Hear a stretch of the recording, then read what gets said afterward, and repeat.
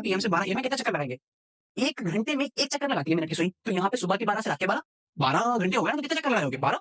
आज हम लोग स्टार्ट करने जा रहे हैं मोशन इन स्ट्रेट लाइन। तो जैसा कि वर्ड ही यहाँ पर आ रहा है मोशन, मतलब जो अपना मोशन है वो कहाँ हो रहा है? स्ट्रेट लाइन के अलावा।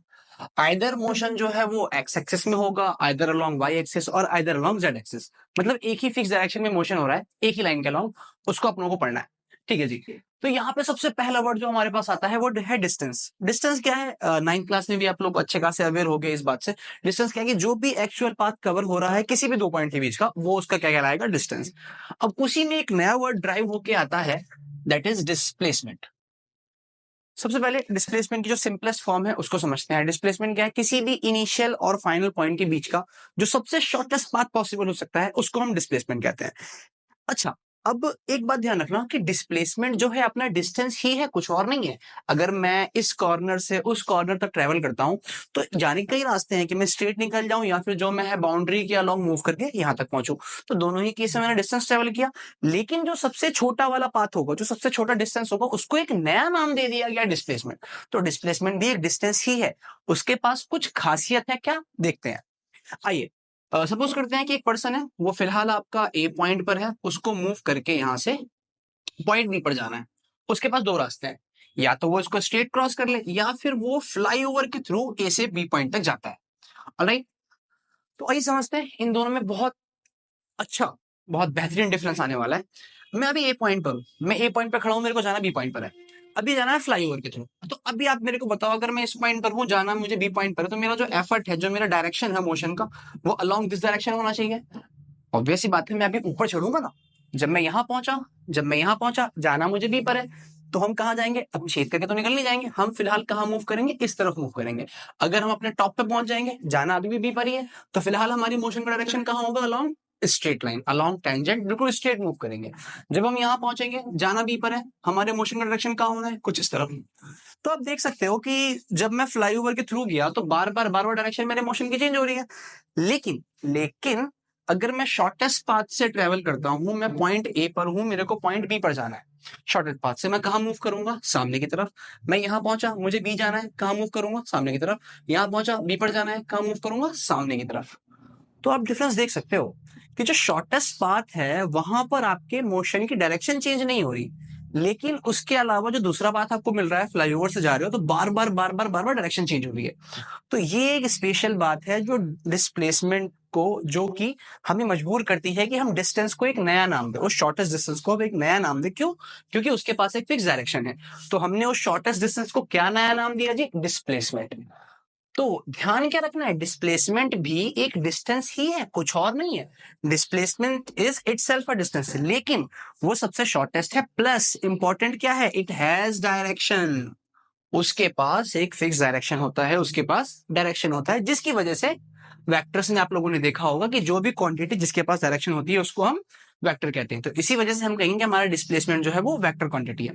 ओके, तो आई होप इतना क्लियर हो चुका होगा कि डिस्प्लेसमेंट क्या है। डिस्प्लेसमेंट एक डिस्टेंस ही है, लेकिन वो सबसे छोटा है, प्लस उसके पास डायरेक्शन है।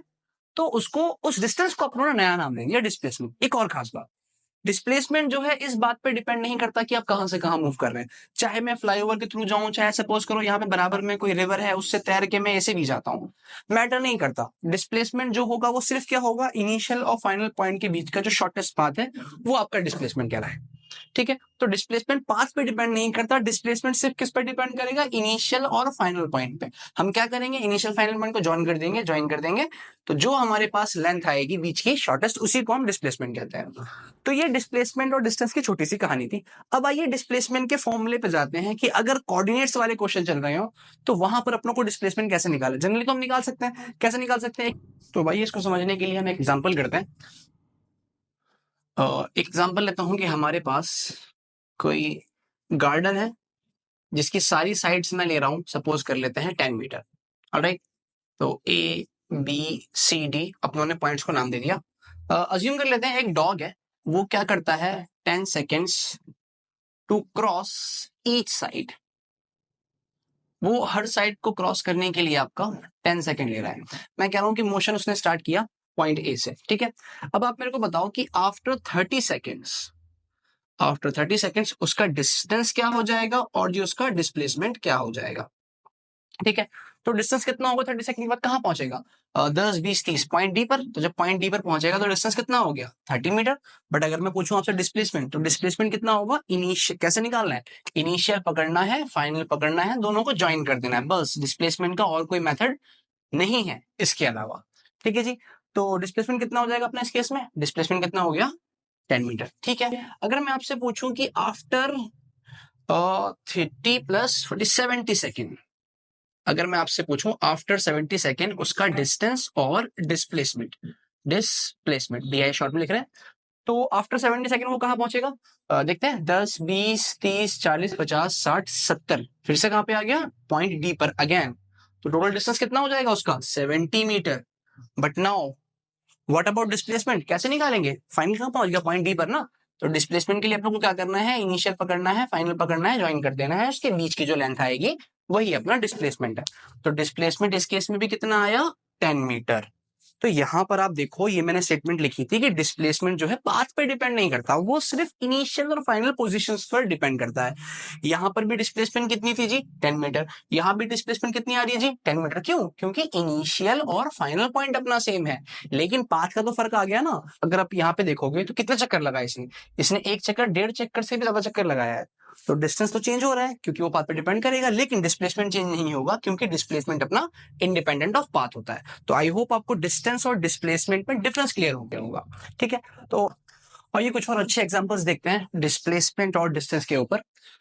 देखो, जब तक हम किसी भी टॉपिक पे क्वेश्चंस बहुत सारे ना कर लें ना, हमारा वो कॉन्सेप्ट स्ट्रांग नहीं हो सकता, और कॉन्सेप्ट को स्ट्रांग करने के लिए मस्ट है कि हम क्वेश्चंस बहुत करें। तो हम कुछ क्वेश्चन लेते हैं जी। क्या क्वेश्चन ले रहे हैं? कि a dog takes 10 seconds to cross each side of a garden. Each side of a garden of side 10 metre. Assume कर लेते हैं 10 नहीं 100 मीटर ले लेते हैं कि एक गार्डन है आपके पास जिसकी सारी साइड कितनी है जी? 100 मीटर है। अच्छा, तो ये रहा वो गार्डन जिसकी सारी साइड कितनी है हमारी? 100 मीटर। ठीक है, पॉइंट्स को नाम दे देते हैं A B C and D. Suppose करते हैं कि मोशन ए से स्टार्ट हुआ। ठीक है, तो कई सारे पार्ट्स हैं क्वेश्चन के। मैं आपसे पहला पूछता हूं कि फर्स्ट आपको बताना है कि आफ्टर 20 सेकेंड्स, सॉरी 20 नहीं, पहले हम लेते हैं आफ्टर 30 सेकेंड्स। आफ्टर 30 सेकेंड्स अगर मैं आपसे कहूं डिस्टेंस और डिस्प्लेसमेंट, ऑलराइट, तो जो डिस्टेंस कितना हो जाएगा 30 सेकंड के बाद? सबसे पहले वो पहुंचेगा कहाँ पे? ए बी एंड डी पर आ जाएगा। तो जब डी पर आएगा टोटल डिस्टेंस कितना ट्रेवल किया उसने? 300 मीटर। लेकिन अगर मैं डिस्प्लेसमेंट की बात करूं तो अभी अपनों ने देखा था डिस्प्लेसमेंट के लिए मैं कुछ नहीं करना, इनिशियल पॉइंट पकड़ना है, फाइनल पॉइंट पकड़ना है और दोनों को मिला देना है। कितना गैप आ रहा है इनके बीच का? 100 मीटर। तो डिस्प्लेसमेंट कितना हो गया हमारे पास? 100 metre. Okay, alright, second part पे जाते हैं। सपोज कर लेते हैं कि सेकेंड पार्ट में वो आपसे पूछ रहा है कि आपको डिस्प्लेसमेंट बताना है after 60 seconds, distance and displacement. Okay, so distance निकालना है 60 सेकंड के बाद। पहले वो पहुंचा कहां पे होगा? 10 20 30 40 50 60 पॉइंट सी पर आ चुका है। तो जब पॉइंट सी पर आया है तो 100 200 300 400 500 600 टोटल डिस्टेंस कितना ट्रेवल किया उसने? 600 metre. But now what about displacement? Displacement के लिए एक कॉन्सेप्ट बिल्कुल सिंपल है, आप लोग को इनिशियल पॉइंट पकड़ना है, फाइनल पॉइंट पकड़ना है, मिला देना है, बस कुछ नहीं। तो देखो इसे डायग्राम में प्लॉट करता हूं मैं। अगर मैं इसे डायग्राम में प्लॉट करूंगा तो डिस्प्लेसमेंट क्या होगा? इनिशियल ए था, फाइनल सी है, तो इनिशियल से फाइनल को ज्वाइन कर देंगे। तो ये ट्राइंगल फॉर्म हो गया ना, जिसमें डिस्प्लेसमेंट क्या है अपना? इस ट्राइंगल का हाइपोटेनस। तो जी कैसे निकालेंगे? अंडर रूट 100 का स्क्वायर प्लस 100 का स्क्वायर। ये कितना हो जाएगा? 2 टाइम्स 100 का स्क्वायर। तो ये अपना आंसर हो जाएगा 100√2। तो डिस्प्लेसमेंट कितना आ गया हमारे पास? 100√2 मीटर। ओके, थर्ड पार्ट और कर लेते हैं इसका। थर्ड में आपसे पूछ रहा हूं कि आपको बताना है, अभी 60 लिया था, मैं पूछता हूं आपसे 55 सेकंड के बाद उसका हम डिस्टेंस कैलकुलेट करेंगे और डिस्प्लेसमेंट, डिस्टेंस एंड डिस्प्लेसमेंट। तो डिस्टेंस तो सिंपल है, डिस्टेंस आप कैसे निकालोगे? 10 20 30 40 50। और कहां पहुंचेगा? क्या वो बी सी के मिड में नहीं पहुंचा होगा 55 सेकंड के बाद? तो डिस्टेंस भी कितना हो जाएगा अपने पास? 50 550 metre. sorry 550 metre. But now we have to find displacement ना, इसको मैं अलग से ड्रॉ करता हूँ। ये रहा आप लोगों के पास ए बी सी डी। कहाँ इनिशियली स्टार्ट कहाँ से हुआ था जी मोशन? ए से, पहुंच कहाँ गया? बी और सी के मिड में, ठीक ना? क्या निकालना है? डिस्प्लेसमेंट। तरीका एक ही है, इनिशियल पकड़ेंगे या फाइनल पकड़ेंगे, ज्वाइन कर देंगे बस। ये डिस्टेंस कितना है अपनों पे? 100। तो ये कितना हो जाएगा? 50। फिर से डिस्प्लेसमेंट के लिए मुझे क्या करना है? ये डायगोनल ही तो फाइंड करना है। कर लेते हैं। कितना हो जाएगा? √100 का स्क्वायर प्लस 50 का स्क्वायर। सो इसको हम थोड़ा सा शॉर्ट करते हैं। 100 को मैं 50 इंटू 2 कर सकता हूँ। सो 50 इंटू 2 का होल स्क्वायर प्लस 50 का स्क्वायर। ऑलराइट, मार्कर चेंज कर लेते हैं। तो 50 का स्क्वायर मैंने क्या करा जी? कॉमन निकाला। यहाँ क्या बचा? 2 स्क्वायर प्लस 1। 50 बाहर आ जाएगा, अंदर क्या बचेगा? 2 स्क्वायर प्लस 1, 4 इंटू 5, 4 प्लस 1 5। तो अपना डिस्प्लेसमेंट कितना आ गया? 50√2 मीटर। ये हमारे पास डिस्प्लेसमेंट हो गया आफ्टर 55 सेकेंड। अच्छा, फोर्थ पार्ट में ले रहा हूं कि आपको बताना है आफ्टर 80 सेकेंड्स। 80 सेकेंड्स के बाद उसका डिस्टेंस एंड डिस्प्लेसमेंट। तो 80 सेकंड के बाद कहां पहुंचा होगा वो? 10 20 30 40, वो 2 चक्कर लगाएगा और फर्दर कहां पे आ जाएगा? पॉइंट ए पर। तो डिस्टेंस की बात करेंगे तो वो कितना हो जाएगा अपनों पे? 800 मीटर। एंड डिस्प्लेसमेंट क्या हो जाएगा? इनिशियली कहां था? ए पर, फाइनली कहां पहुंच गया? फिर से ए पर।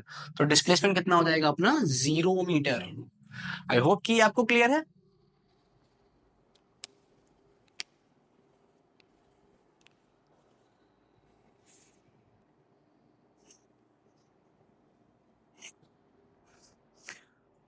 तो नेक्स्ट टाइप के क्वेश्चन जो आप लोगों के बनते हैं वो कुछ सर्कुलर मोशन वाले, मतलब कोई चीज है जो सर्कल के अलावा मूव कर रही है। तो यहाँ पे देखना है find distance and displacement of tip of minute hand of clock of length 1 metre. अच्छा, कुछ पार्ट्स हैं जो मैं नीचे दूंगा, वहां पर हमें मिनट हैंड के क्लॉक के डिस्टेंस और डिस्प्लेसमेंट बताने हैं। लेकिन उससे पहले एक छोटा सा पोर्शन आप लोग को पता होना चाहिए। क्या जी? Distance along circle. अगर मेरे को डिस्टेंस अलोंग सर्कल निकालना है तो ये पता होना चाहिए कि किसके इक्वल होता है? उसके सर्कमफेरेंस के बराबर। ठीक है, तो जो डिस्टेंस अलोंग सर्कल आएगा वो कितना? अगर मेरे पास कोई सर्कल है जिसका रेडियस मैंने माना आर, तो जो सर्कमफेरेंस होएगा वो कितना हो जाएगा जी? 2πr metre. ओके, तो ये डिस्टेंस का फॉर्मूला आप लोगों को पता होना चाहिए। ठीक है, तो इस क्वेश्चन के इसको तो अपने अलग कैटेगरी लेते हैं, इसको अलग से करते हैं। ये कुछ बेसिक सा कॉन्सेप्ट था जो यहाँ काम आना है। ठीक है, तो पहला पार्ट लेता हूँ इस क्वेश्चन का। पहला पार्ट आपका ये है कि आपको 12 पीएम से 12:30 पीएम, ओके, 12 पीएम से 12:30 पीएम में हमें डिस्टेंस भी बताना है और डिस्प्लेसमेंट भी बताना है। किसका? टिप ऑफ मिनट हैंड का। ठीक है, तो सबसे पहले हम ये देखेंगे कि 12 से लेके 12:30 में मिनट हैंड का क्या हुआ। ये अपनों पे घड़ी है, ये मिनट की सुई इनिशियली कहाँ होगी? 12 बजे 12 पे, और 12:30 पे कहाँ पहुंच गई होगी? 6 पर। तो इसने कितना सर्कल पूरा किया? क्या हाफ नहीं किया? और जब उसने हाफ सर्कल पूरा किया तो डिस्टेंस कितना हो जाएगा? कंप्लीट के लिए अपना होता है 2πr, हाफ के लिए हम क्या करेंगे जी? 2 से डिवाइड कर देंगे। जब 2 से डिवाइड करेंगे तो कितना आ जाएगा? πr, r की वैल्यू 1 है, तो डिस्टेंस कितना आ गया? पाई मीटर। ओके, डिस्प्लेसमेंट के लिए कुछ नया नहीं करना। डिस्प्लेसमेंट का मात्र एक तरीका है कि इनिशियल को पकड़ना है, फाइनल को पकड़ना है, दोनों को ज्वाइन कर देना है। तो अगर इसका रेडियस 1 मीटर है तो डायमीटर हो गया ना डिस्प्लेसमेंट। कितना हो जाएगा डिस्प्लेसमेंट अपना? 2 मीटर। ठीक है, नेक्स्ट पार्ट करते हैं, नेक्स्ट आगे करते हैं। नेक्स्ट में मैं आपसे पूछता हूं कि आपको बताना है डिस्टेंस एंड डिस्प्लेसमेंट 12 पीएम से 12:15 पीएम। ओके, 12 पीएम से 12:15 पीएम में हम डिस्टेंस भी निकालेंगे एंड डिस्प्लेसमेंट भी निकालेंगे। फिर से चेक करते हैं 12 पीएम से 12:15 पीएम में हमारी मिनट की सुई का क्या हुआ। 12 पीएम पर मिनट की सुई कहाँ होगी? ऑब्वियस सी बात है 12 पर। और 12:15 पे कहाँ पहुंच गई होगी? क्या वो 3 पर नहीं आ गई? बिल्कुल आ गई है। इसने कितना सर्कल कवर किया? 1/4। 90 डिग्री बना रहा है ना मिनट की सुई, तो 1/4 सर्कल। तो 1/4 का डिस्टेंस निकालना है। कंप्लीट का मेरे को पता है कितना? 2πr। उसको हम क्या करेंगे? 4 से डिवाइड कर देंगे, तो कितना आ जाएगा? πr/2। एंड r 1 है तो डिस्टेंस हो गया अपना π/2 मीटर। डिस्प्लेसमेंट कैसे निकालेंगे? तरीका तो फिक्स है, डिस्टेंस में दिमाग लगाना पड़ रहा है, डिस्प्लेसमेंट में कोई दिमाग नहीं लगाना। क्या करना है? इनिशियल को पकड़ना है, फाइनल को पकड़ना है, दोनों को मिला देना है, बस यही तरीका है डिस्प्लेसमेंट का। तो अपने टिप ऑफ मिनट हैंड का डिस्प्लेसमेंट क्या हो जाएगा? ये फिर से क्या है? हाइपोटेनस किसका? इस ट्रायंगल का। जिसकी ये साइड भी कितनी है 1 मीटर, ये भी कितनी है 1 मीटर, तो ये कितनी हो जाएगी अपने पास under root 1 square plus 1 square that is √2। तो डिस्प्लेसमेंट कितना आ गया यहाँ पर √2 मीटर। ठीक है, आगे बढ़ते हैं। आगे बढ़ेंगे, फिर से मैं पार्ट नंबर 3 लेता हूं। पार्ट 3 में हम क्या करते हैं, मैं पूछता हूं आपसे 12 PM से 12 AM में आपको डिस्टेंस बताना है और डिस्प्लेसमेंट बताना है किसका, टिप ऑफ मिनट हैंड का। तो देखो 12 PM पर मिनट की सुई कहां पे होगी, 12 पर, और 12 AM पर भी मिनट की सुई कहां पर होगी, 12 पर ही होगी ना। तो अगर मैं डिस्प्लेसमेंट की बात करूंगा वो तो जिंदा जिंदा जीरो आ गया, उसमें तो कुछ करना ही नहीं है। लेकिन अगर हम डिस्टेंस की बात करेंगे तो अपनों को ये देखना है कि घड़ी की सुई ने कितने चक्कर लगाए।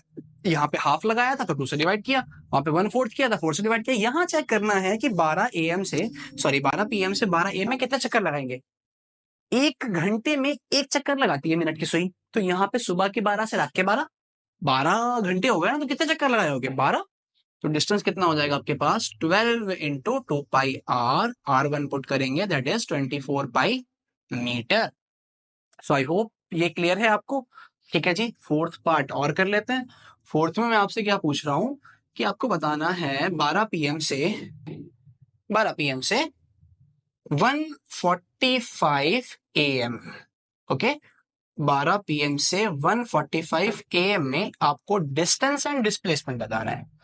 तो देखते हैं पहले, अगर मैं यहाँ घड़ी बनाऊं रफली, तो 12 PM पर मिनट की सुई कहाँ होनी है, 12 पर, और 1:45 पर आपको आवर की सुई नहीं देखनी, घंटे की सुई नहीं देखनी है, मिनट की सुई देखनी है अपने को। तो 45 पर मिनट की सुई कहाँ, कुछ 9 पर आ गई होगी, कुछ इस तरह। ठीक है, तो पहले डिस्प्लेसमेंट निकाल लेते हैं, आई थिंक वो निकालना आसान है, डिस्टेंस के बारे में बाद में सोचेंगे। डिस्प्लेसमेंट के लिए अपने को क्या करना है, इनिशियल पॉइंट लेना है, फाइनल लेना है, बस मिला देना है। जैसे 10 चक्कर लगाए हो, 1000 चक्कर लगाए हो, फर्क नहीं पड़ता। डिस्प्लेसमेंट के लिए मात्र इनिशियल और फाइनल पोजीशन को पकड़ना है, ज्वाइन कर देना है। तो ये 1 मीटर, ये 1 मीटर, ये फिर से क्या बन रहा है, एक पाइथागोरस अप्लाई करोगे तो हाइपोटेनस निकल सकता है, कितना निकल जाएगा 2 √2 सॉरी। तो डिस्प्लेसमेंट कितना आ गया अपना √2 मीटर। डिस्प्लेसमेंट में कुछ दिमाग नहीं लगाना, आप लोग को जो भी दिमाग लगाना थोड़ा बहुत किसमें लगाना, डिस्टेंस में। अब कितने चक्कर लगाए होंगे, 12 PM से 12 AM में चक्कर कितने हो गए जी 12। अच्छा 1 घंटा और बढ़ा दें, कितने चक्कर हो गए 13, और 13 चक्कर हो गए, और उसके बाद ये कितना लगभग 3/4 चक्कर और पूरा किया है ना इसने। तो उसको मैं क्या कर सकता हूं, 13 इंटू 2πr, ये तो हो गया आपके 13 चक्कर के लिए, प्लस 3/4 चक्कर इसने और पूरा किया, तो प्लस क्या हो जाएगा 3/4 इंटू 2πr। ये अपनों पे इसका टोटल डिस्टेंस निकल के आ जाएगा। इसको अगर हम सॉल्व करें, मैं नीचे करता हूं, कितना हो जाएगा अराउंड, ये आपके पास 13 दूनी 26 पाई आर, तो इधर हो गया। आर की वैल्यू चलो 1 लेते हैं, अपने को मालूम है, प्लस इसको करेंगे तो ये 3/2 पाई हो जाएगा। ठीक है, और 26 दूनी कितना होता है 52 प्लस 3 55 पाई/2 मीटर, ये अपना डिस्टेंस आ गया। ठीक है जी, तो ये डिस्टेंस और डिस्प्लेसमेंट की अभी तक की कहानी थी।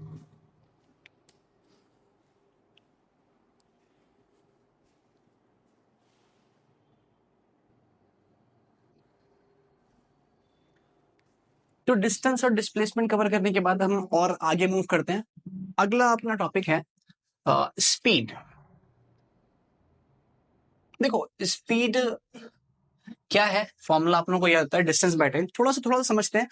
कोई आपसे कह रहा है कोई चीज है वो मूव कर रही है, मान लेते हैं 5 मीटर पर सेकंड, या वो छोड़ो, आपने देखा हो क्रिकेट में कोई बॉलर है, बॉल क्या फेंक रहा है, अपना बूम रहा है, वो क्या कर रहा है 135 140 किलोमीटर पर आवर की स्पीड से बॉल फेंकता है। क्या मतलब है इसका, वो ये बताना चाह रहा है कि अगर ये बॉल ऐसे ही मूव करती रही जो कि बुमराह ने थ्रो की है, तो वो क्या होगी, हर घंटे में अराउंड 135 किलोमीटर पर आवर जो भी स्पीड आई थी, कि हर घंटे में 135 किलोमीटर का डिस्टेंस ट्रेवल करेगी। यानी कि स्पीड क्या है, स्पीड आपको रेशो दे रहा है किसका, डिस्टेंस ट्रेवल बाय टाइम का। तो स्पीड कुछ नहीं है, स्पीड रेशो है किसका जी, कितना डिस्टेंस ट्रेवल किया, ओके, और इसने कितना टाइम लिया, डिस्टेंस बाय टाइम। तो यूनिट की अगर बात करेंगे, यूनिट की बात करेंगे तो डिस्टेंस के लिए मीटर एंड टाइम के लिए सेकंड, तो मीटर बाय सेकंड, और ऐसे भी कर सकते हैं कि ms-1 मीटर पर सेकंड। अच्छा, अब यहाँ पे छोटा सा 2 कैटेगरी निकल के आती है, क्या समझते हैं। सपोज करो आपसे एक पर्सन है, एक पर्सन क्या हुआ, उसने 5 बजे चलना शुरू किया, ठीक है, 5 बजे चलना शुरू किया और 5:30 पे उसने अपने मोशन को स्टॉप किया, अपनी गाड़ी, अगर वो गाड़ी से चला था 5 बजे गाड़ी से चला और 5:30 पे उसने अपनी गाड़ी रोकी। अब यहाँ पे इस दौरान आपसे पूछ रहा है कि उसकी स्पीड बताइए। थोड़ा सा विजुअलाइज करिए अच्छे से कि जब वो 5 बजे चला होगा तो वो घर से निकला होगा, गली क्रॉस की होगी, स्पीड उसकी स्लो होगी, फिर वो रोड पर आया होगा, स्पीड उसने तेज कर ली होगी, फिर वो रेड लाइट पर रुका होगा, स्पीड 0 हो गई होगी, फिर वो आगे जाके कोई फ्लाईओवर पे गया होगा, स्पीड और तेज हो गई होगी, फिर मे बी आगे स्कूल के बच्चों की छुट्टी हो रही हो तो स्पीड क्या होगी, और स्लो हो जाएगी। और फिर जब छुट्टी वो कुछ जाम से ट्रैफिक से निकलेगा तो अपनी स्पीड को और बढ़ा देगा। तो टोटल मान लेते हैं आधे घंटे के दौरान ये सारा कांड हुआ है। अब वो आपसे क्या कह रहा है कि आपको उसकी स्पीड बतानी है। तो पहले आप मेरे को बताओ, क्या पॉसिबल है कि आप उसकी स्पीड बता पाओ? बार बार चेंज हो रही है। तो ऐसी सिचुएशंस में हम क्या करते हैं, जो स्पीड निकालते हैं उसको हम जी कहते हैं एवरेज स्पीड। अपनों को ये मतलब नहीं है बीच में कितनी बार और कहां कहां चेंज हुई, हमें ओवरऑल से मतलब है, उसे हम कहते हैं एवरेज स्पीड। फॉर्मूला अगर हम देखेंगे इसका, बार लगा देते हैं, टोटल कितना डिस्टेंस ट्रेवल किया उसने, टोटल डिस्टेंस, फिर से रिपीट कर रहा हूं, बीच में कितनी बार चेंज हुआ, कहां कहां चेंज हुआ, कोई मतलब नहीं है, टोटल डिस्टेंस अपॉन में टोटल टाइम जो उसने लिया। राइट, तो ये आपके पास एवरेज स्पीड कहलाती है। या ये ऐसे भी कह सकता है, कोई कार है, उसने 2 किलोमीटर का डिस्टेंस ट्रेवल किया, तो 2 किलोमीटर के डिस्टेंस ट्रेवल करने के दौरान उसकी स्पीड क्या रही। और फिर से वो एक चीज आती है कि 2 किलोमीटर का जब डिस्टेंस ट्रेवल करेगी तो स्पीड बीच में कई बार चेंज हुई होगी ना। आगे कोई डग आ गया होगा, कोई गड्ढा आ गया होगा, पेट्रोल पंप पे रुकी होगी, आगे कोई जाम लग गया होगा, रेड लाइट आई होगी, स्पीड बार बार चेंज हुई होगी। तो जब भी ऐसा क्वेश्चन आपके पास आएगा, जो हम देखेंगे कुछ क्वेश्चन, कि जब आपसे पूछेगा कि इतने बजे से इतने बजे तक की उसकी स्पीड बतानी है, तो वो कौन सी पूछ रहा है, एवरेज पूछ रहा है। अगर कहेगा कि इतना डिस्टेंस ट्रेवल करने के दौरान स्पीड क्या रही, तो कौन सी पूछ रहा है, एवरेज पूछ रहा है। ठीक है, दूसरी कैटेगरी हमारे पास आती है, उसे हम कहते हैं इंस्टेंटेनियस। Okay, instantaneous speed. समझते हैं इंस्टेंटेनियस क्या है? देखो दो ही कैटेगरी हो सकती है, या तो आपसे पूछेगा ओवरऑल कि यहां से यहां गया तो पूरे मोशन के दौरान स्पीड इतने बजे चला, इतने बजे रुका, तो इस ड्यूरेशन में उसकी स्पीड क्या रही। या फिर आपसे ये पूछेगा कि जब वो बाइक चल रही थी 5 बजे से लेके 5:30 तक, तो आपको बताना है 5:05 पर उसकी स्पीड क्या थी। तो 5:05 पर किसी पर्टिकुलर इंस्टेंट की बात कर रहे हैं ना, तो एग्जैक्ट अगर 5:05 पर आप चेक करोगे किसी बाइकर की स्पीड, तो वो वही होगी जो उसके स्पीडोमीटर में शो हो रही होगी। या फिर मुझसे ये कहेगा कि जब मैं यहाँ पे खड़ा था, कोई बाइक पीछे चलती चली आ रही है, ठीक है, बहुत लंबी गली क्रॉस कर रही है, तो स्पीड कई बार चेंज होगी। मुझसे कोई क्वेश्चन पूछ रहा है कि जब उसने मुझे क्रॉस किया, एग्जैक्ट मेरे सामने से गुजरा, उस टाइम पर उसकी स्पीड क्या थी। तो यहां भी वो क्या कर रहा है, किसी पर्टिकुलर इंस्टेंट या पर्टिकुलर पोजीशन की बात कर रहा है। तो ऐसी सिचुएशन में हम जो स्पीड निकालते हैं उसको हम कहते हैं इंस्टेंटेनियस स्पीड, यानी वो स्पीड जो किसी पर्टिकुलर पोजीशन पर, किसी पर्टिकुलर लोकेशन पर, पर्टिकुलर टाइम पर चेक की गई। तो अपनों के पास स्पीड की दो कैटेगरी निकल के आती है। जितने भी क्वेश्चन करेंगे दो ही टाइप के होंगे, या तो हम इंस्टेंटेनियस वाले करेंगे या हम एवरेज वाले करेंगे। ठीक है, बहुत आसान है पहचानना। जैसे कि मैं आपसे पूछता हूँ, दोबारा मैं आपसे कहता हूँ कि कोई कार है, वो 5 से लेकर के 5:30 तक चलती है, तो उसकी स्पीड बताइए, कौन सी पूछ रहा है, एवरेज। मैं आपसे पूछूंगा कि 5:10 पर उसकी स्पीड क्या थी, कौन सी बतानी है, इंस्टेंटेनियस। अगर मैं आपसे कहूंगा कि 2 किलोमीटर ट्रेवल करने में उसकी स्पीड क्या रही, कौन सी पूछ रहा हूँ, एवरेज। अगर मैं आपसे पूछूंगा कि 2 किलोमीटर के एंड पर उसकी स्पीड क्या रही, कौन सी पूछ रहा हूँ, इंस्टेंटेनियस। थोड़ा और डीप में जाते हैं, थोड़ा और ब्रॉड कर देते हैं इसको, जो कि हमें क्वेश्चन दिखेंगे आगे। मैं आपसे कहूंगा कि 2 सेकंड से लेके 5 सेकंड के बीच में उसकी स्पीड क्या रही, बहुत स्मॉल है, 3 सेकंड का फर्क है, लेकिन टाइम डिफरेंस तो है ना। तो यहां भी मुझे क्या बताना है, एवरेज। लेकिन अगर मैं ये पूछूंगा कि 2 सेकंड पर उसकी स्पीड क्या रही, तो इंस्टेंटेनियस। अगर ये पूछूंगा 2 से लेके 5 के बीच में क्या रही, तो एवरेज। 2 सेकंड की क्या रही, तो इंस्टेंटेनियस। ठीक है जी। तो इंस्टेंटेनियस को सॉल्व करने के लिए आप लोगों को कैलकुलस सीखना पड़ेगा, वो हम इसी चैप्टर में आगे अपकमिंग वीडियोस में देखेंगे। फॉर्मूला सिंपल होता है जी उसका, dx/dt। इसके लिए आप लोगों को कैलकुलस सीखना होगा, जहां हम डिफरेंशिएशन और इंटीग्रेशन करेंगे। अच्छा ठीक है, तो ये एवरेज स्पीड की यूनिट क्या होगी और इंस्टेंटेनियस की क्या होगी, क्या होगी, स्पीड ही तो है ना, अलग अलग शक्ल हो गई इनकी, अलग अलग सिचुएशन में यूनिट क्या रहनी है, मीटर पर सेकंड ही रहनी है। ठीक है, स्पीड का कहानी तो हो गई। अब हम आते हैं किसके ऊपर, वेलोसिटी के ऊपर। देखो वेलोसिटी कुछ नहीं है, बहुत सिंपल है। अगर आपको फॉर्मूला याद हो, डिस्प्लेसमेंट बाय टाइम लिखते थे ना, मैं वो भी नहीं लिख रहा। हमें मालूम है, हमने केस देखा था, एग्जांपल देखा था कि कोई बंदा ए से बी जा रहा है, उसके पास दो रास्ते, या तो वो फ्लाईओवर क्रॉस करके चला जाए या वो स्ट्रेट पाथ से चला जाए। देखो अभी मैं डिस्प्लेसमेंट वर्ड यूज नहीं कर रहा, उसने यहाँ भी कुछ डिस्टेंस ट्रेवल किया, उसने यहाँ भी कुछ डिस्टेंस ट्रेवल किया। वो अलग बात है कि यहाँ के डिस्टेंस को हमने नया नाम दे दिया डिस्प्लेसमेंट। तो जब वो इस पाथ को क्रॉस करेगा, कुछ डिस्टेंस कवर करेगा, कुछ टाइम लिया होगा, तो डिस्टेंस अपॉन टाइम यहाँ का रेशियो भी निकालूंगा, वो क्या कहलाएगी, स्पीड। सिमिलरली उसने यहाँ से यहाँ पे कुछ डिस्टेंस ट्रेवल किया है, रिपीट कर रहा हूँ, वो डिस्टेंस डिस्प्लेसमेंट कहलाएगा, शॉर्ट होने की वजह से, वो बात की बात है, देखेंगे अभी उसको। तो यहाँ भी उसने कुछ डिस्टेंस ट्रेवल किया, कुछ टाइम लिया, तो यहाँ भी जो उसका रेशियो निकालूंगा क्या कहलाएगा, स्पीड। लेकिन क्योंकि ये स्पीड जो है, ये स्पीड किसके लिए निकाली गई है, शॉर्टेस्ट पाथ के लिए। और शॉर्टेस्ट पाथ पे क्या होता है, डायरेक्शन फिक्स होता है। और जिसका डायरेक्शन फिक्स होता है, जिस क्वांटिटी में डायरेक्शन होता है, उसको हम क्या कहते हैं, वेलोसिटी कहते हैं। तो वो स्पीड जो शॉर्टेस्ट पाथ के लिए निकाली जाएगी, उसी स्पीड को हमने क्या कह दिया, वेलोसिटी। तो वेलोसिटी कुछ और नहीं है, वेलोसिटी अपनी स्पीड ही है, लेकिन वो स्पीड जो शॉर्टेस्ट पाथ के लिए निकाली जाएगी, और उसके पास एक फिक्स डायरेक्शन होगा, तो उसको अपने कहेंगे वेलोसिटी। तो जैसा कि डिस्प्लेसमेंट था, डिस्प्लेसमेंट आपका पाथ पे डिपेंड नहीं करता, सिर्फ इनिशियल और फाइनल पोजीशन पे। सिमिलरली वेलोसिटी भी आपका पाथ पे डिपेंड नहीं करेगा, सिर्फ और सिर्फ किस पे डिपेंड करेगा, इनिशियल और फाइनल पोजीशन पे। तो फॉर्मूला बनाऊंगा स्पीड का, अगर डिस्टेंस अपॉन टाइम है, तो अगर डिस्टेंस की जगह मैं लिख दूं डिस्प्लेसमेंट, या यूं कहूं shortest distance displacement by time. तो ये अपना क्या कहलाएगा, यानी ये स्पीड, वो स्पीड जो डिस्प्लेसमेंट के लिए निकाली गई, वो क्या कहलाएगी, अपनी वेलोसिटी। सिमिलरली जैसे स्पीड की दो कैटेगरी थी, वैसे ही वेलोसिटी की भी दो कैटेगरी होगी। आइदर अपनों से एवरेज वैल्यू पूछेगा, आइदर इंस्टेंटेनियस, तीसरा कुछ नहीं होता। तो वो स्पीड जो मैं शॉर्टेस्ट पाथ के लिए निकालूंगा, अगर ये सारी कहानी शॉर्टेस्ट पाथ के लिए होती कि कोई कार है स्ट्रेट रोड पे मूव कर रही है, 2 घंटे से मूव कर रही है, उसकी वेलोसिटी बताइए, तो सॉरी उसकी स्पीड बताइए, तो वो बेसिकली शॉर्टेस्ट पाथ पर जो स्पीड है, वो क्या कहलाएगी, वेलोसिटी कहलाएगी। तो जैसे यहाँ बार बार वैल्यू चेंज हो रही थी, अपनों को ओवरऑल बताना था, तो उसी तरीके से अगर ये स्ट्रेट पाथ पर कहानी हो रही होगी, तो इसको मैं एवरेज स्पीड ना कहते हुए, मैं शॉर्ट में लिख रहा हूँ एवी, उसको मैं क्या कह दूंगा, एवरेज वेलोसिटी। ठीक है। सिमिलरली जैसे इंस्टेंटेनियस स्पीड था, अगर ये सारा काम आपका शॉर्टेस्ट पाथ पर होता, तो उसको मैं इंस्टेंटेनियस स्पीड ना बोल करके क्या कह दूंगा, इंस्टेंटेनियस वेलोसिटी। शॉर्ट में लिखता हूं मैं इसको INST वेलोसिटी। ठीक है। इंस्टेंटेनियस वेलोसिटी के लिए फिर से अपनों को कैलकुलस सीखना पड़ेगा कि इसको सॉल्व कैसे करना है।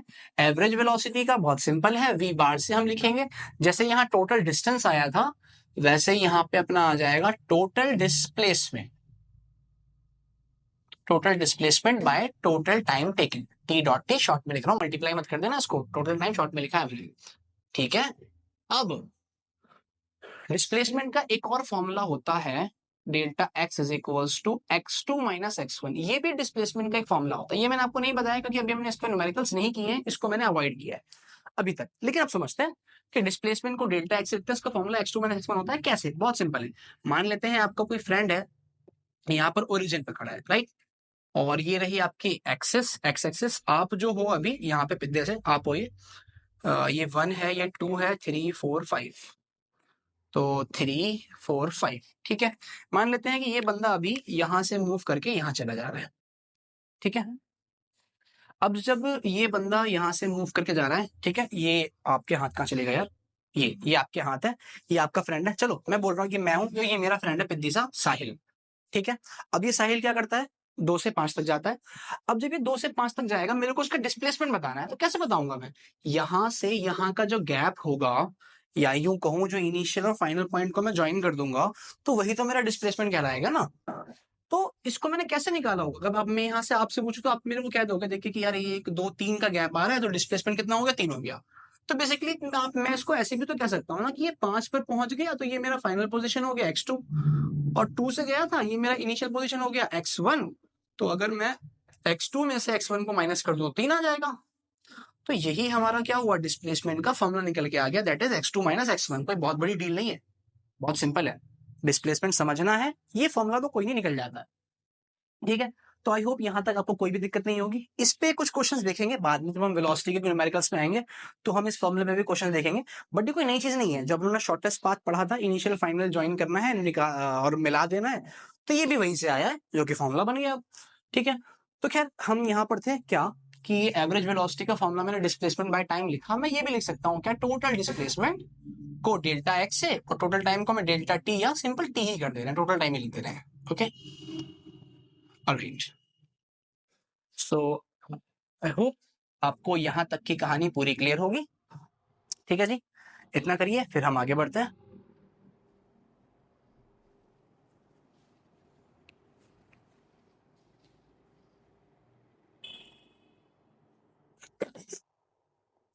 तो अगला वर्ड है अपनों पे हमारे बेसिक की जो सीरीज चल रही है, जहाँ पे मोशन के बेसिक्स पढ़ने हैं, जहाँ पे हमने डिस्टेंस, डिस्प्लेसमेंट देखा, कुछ कुछ न्यूमेरिकल्स देखे उसके ऊपर, और स्पीड और वेलोसिटी देखी, उनके बीच का डिफरेंस देखा। न्यूमेरिकल नहीं किया, न्यूमेरिकल अभी हम करेंगे। उससे पहले हमारा फोकस क्या है, एक्सेलरेशन पर, जो कि एक लास्ट बेसिक वर्ड बचा है जो कि पूरी फिजिक्स में यूज होना है। आप देखोगे speed, velocity, acceleration, displacement, distance, ये भर भर के यूज है, हर जगह यूज है। तो एक्सेलरेशन क्या है, आसान शब्दों में अगर मैं कहूं तो ये आपको क्या देता है, ये आपको इन्फॉर्मेशन देता है।